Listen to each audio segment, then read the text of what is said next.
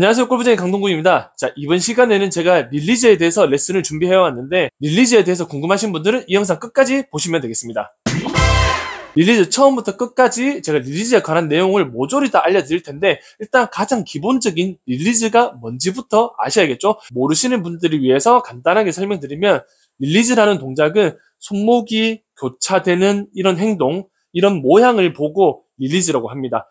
우리가 릴리즈 같은 경우는 몸의 가운데, 내 몸 앞에서 손목이 로테이션, 이렇게 회전하는 돌아가는 이러한 형태를 보고 릴리즈라고 하는데, 릴리즈라는 것은 임팩트가 되는 순간에 손목이 로테이션, 쉽게 말해 내 몸 앞에 있는 상황에서 손목이 로테이션, 릴리즈가 돼야 된다라고 설명을 드리고 있습니다. 그런데 많은 분들께서 오른쪽에서 릴리즈를 해야 될지 아니면 왼쪽에서 릴리즈를 해야 될지 이렇게 물어보시는 분들이 아주 많습니다. 릴리즈라는 것은 오른쪽에서 릴리즈를 하게 된다면 공이 왼쪽으로 가게 되고, 임팩트 이후에 왼쪽에서 손목 교체, 릴리즈가 된다면 공은 우측으로 가게 되어 있습니다. 물론 우리가 백스윙이 올라가고 내려오는 이런 궤도에 따라서 조금씩 다른 결과를 만들어낼 수 있지만 기본적으로 오른쪽에서 릴리즈 조금 더 빠르게 되시는 분들은 훅이 될 가능성이 높고, 왼쪽에 임팩트 이후에 왼쪽에 릴리즈가 되시는 분들은 아무래도 페이드나 슬라이스성이 많이 생기게 됩니다.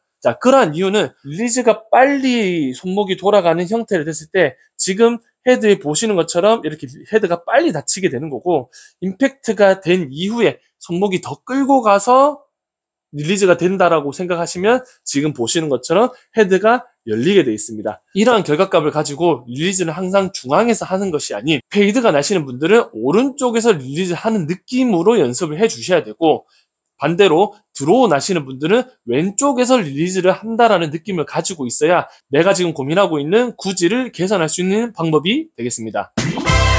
슬라이스 나시는 분들은 릴리즈가 임팩트 된 이후에 끝까지 끌고 가서 릴리즈가 조금 늦게 되는 형태이기 때문에 클럽 페이스를 닿지 못한다고 말씀드렸는데, 그러면 우리가 연습하실 때는 다운스윙 내려올 때 이렇게 손목을 조금 미리 쓴다라는 느낌, 내지는 손등을 살짝 돌려준다라는 느낌, 손등을 바닥으로 돌려준다라는 느낌, 이러한 행동을 수피네이션이라고 하기도 하는데요. 자, 기본적으로 왼손등을 바닥으로 돌리면서 이렇게 피니쉬를 잡아주려고 노력하시면 아무래도 끌고 내려오는 힘이 강하시고, 페이드나 슬라이스 나시는 분들은 아무래도 오른쪽에서 손목을 돌려주는 행동 내지는 수피네이션, 손등이 이런 식으로 바닥을 가는 행동을 만들어 주셔야 릴리즈 타이밍이 올바르게 내 몸 앞에서 이루어지는 과정을 확인할 수 있을 겁니다.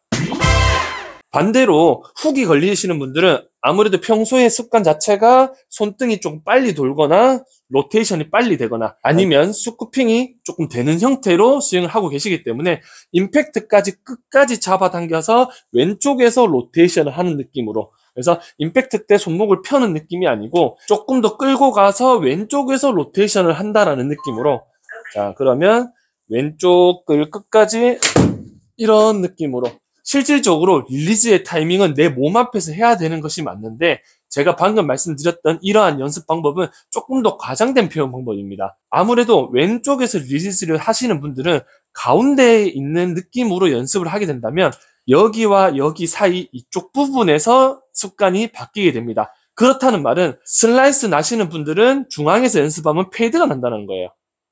우리의 목적은 스트레이트잖아요. 그죠? 그래서 왼쪽으로 심하게 슬라이스 내시는 분들은 가운데로 연습하게 되면 페이드로 변하기 때문에, 반대로 슬라이스 나시는 분들은 훅의 느낌으로 연습을 하셔야 우리는 스트레스성의 공을 만들어낼 수 있다는 겁니다. 자, 이렇게 과장된 연습 방법은 정말 많은 분들이 추천을 하고 많은 분들이 하고 있으니까 이렇게 과장된 연습으로 꼭 슬라이스나 드로우성을 고쳐주시면 아주 좋을 것 같습니다. 릴리즈, 지금 이 동작이 아주 중요하니까 집중해서 들으세요. 우리가 어드레스 섰을 때 왼손등은 타겟 방향으로 보고 있습니다. 그렇겠죠? 그러면 백스윙을 갔다가 임팩트가 됐을 때 어드레스와 같은 손등의 방향은 왼쪽으로 보게 되어 있어야 돼요. 왜냐? 손등이 만약에 앞쪽을 본다면 헤드는 열릴 것이고, 반대로 손등이 바닥을 보는 형태라면 헤드는 닫힐 것입니다. 자, 그래서 우리가 임팩트 때 손등이 왼쪽을 원래 어드레스와 똑같이 왼쪽을 보는 것이 상당히 중요한데 왼손등이 옆을 봐줘야 되는데 이렇게 보지 못하는 이유는 크게 세 가지가 있습니다. 물론 다른 이유도 있겠지만 크게 딱 세 가지, 그걸 설명드리면 백스윙 가고 다운스윙 내려올 때 우리는 보다 더 정확한 스윙, 더 빠른 스윙, 더 정확하게 컨택을 내기 위해서 아무래도 손가락이나 팔, 손에 힘을 주고 잡아당기는 행동을 하게 되어 있습니다. 이건 어쩔 수 없어요. 사람이면 무조건 잡아당기는 힘을 쓸 수밖에 없습니다. 자, 그렇게 됐을 때 우리가 손등이 타겟 방향으로 보는 게 아닌 손등이 앞쪽이나 위쪽을 보게 되면서 클럽 페이스가 열리는 현상이 생기는 거고, 자, 그 다음 두 번째, 우리가 회전을 하다 보면 이 코어 근육이나 이 하체의 밸런스나 하체의 근력들이 잘 잡혀 있으신 분들은 머리를 들지 않고 허리를 들지 않고 회전을 잘 하면서 버티는 힘을 잘 써줄 수가 있는데, 임팩트 때 보통 초보분들은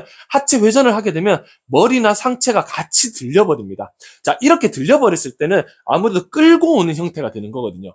들린다라는 거는 헤드 페이스를 여는 행동이기 때문에 아무래도 손등이 아까 전에 얘기했던 것처럼 앞쪽이나 위쪽을 보게 될 가능성이 높아집니다. 요게 두 번째고요. 그 다음에 세 번째 같은 경우는 이제 숏 아이언이나 짧은 클럽에서 나타나는 현상인데, 아무래도 짧은 클럽들은 백스윙 탑이 가파르다 보니 내려치는 힘이 강해지다 보니 손등이 조금 더 앞쪽을 볼 수밖에 없는 겁니다. 그 다음에 클럽의 구조상 짧은 클럽일수록 헤드를 무겁게 세팅을 하기 때문에 내가 다운스윙 때 잡아당기지 않으려고 해도 무겁고 가파르기 때문에 잡아당겨지는, 내려치는 힘이 강해지기 때문에 어쩔 수 없이 손등을 앞쪽으로 보게 되어 있습니다.